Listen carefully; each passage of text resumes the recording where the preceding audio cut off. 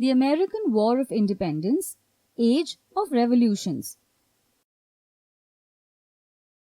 The Renaissance was a rebirth of ideas.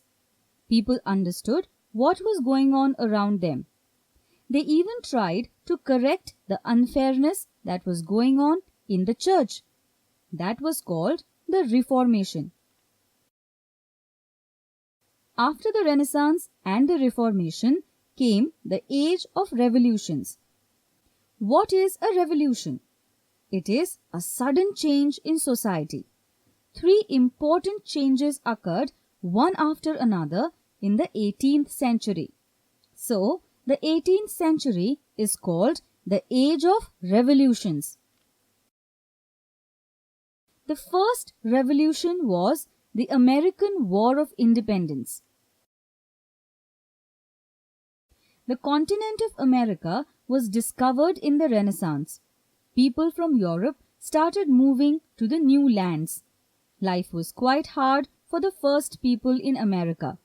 There were no cities, no roads, just wilderness. They had to build everything on their own.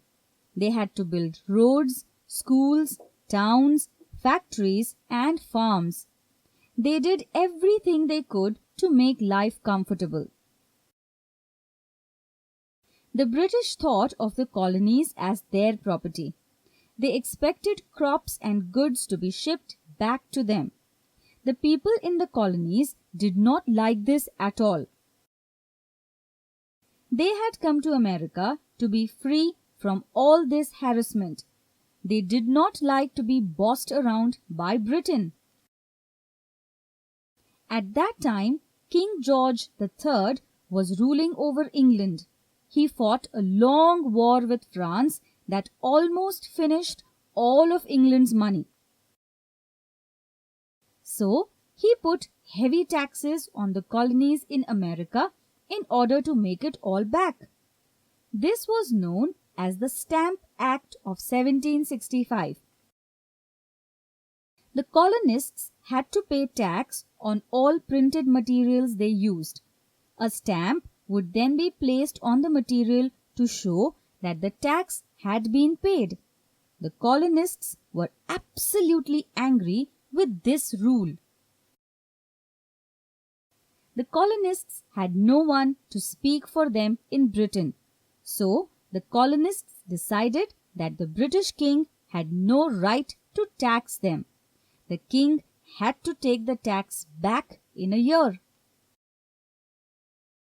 Britain did not want the colonists to feel they had won. So, the British king laid more taxes on the colonists which they refused to pay. The king sent soldiers to make people pay. The people teased the soldiers and then the soldiers killed some people. This is known as the Boston Massacre. After this, the colonists were really angry. The British king had to take the tax back again. But he still wanted to show the colonists that he controlled them. So, he took back all the taxes, but didn't cancel the tax on tea. That he left as it was. The colonists were so angry. They didn't even want the tea tax. In 1773, a few colonists from Boston dressed up like American Indians. They entered the Boston harbor where 3 ships full of tea were waiting to be unloaded. They opened all the chests and dumped the tea in the sea. They called it the Boston Tea Party. The British king then closed down the Boston harbor. He said it would not be opened till the colonists paid for all the tea they had dumped into the sea. He made a rule that the colonists could not have meetings with each other without his permission. By now, you know that the colonists obviously were not going to listen to all this. The king sent his soldiers to control the people in the colonies. But the colonists knew that something like this would happen. They were prepared. They had already formed a small army.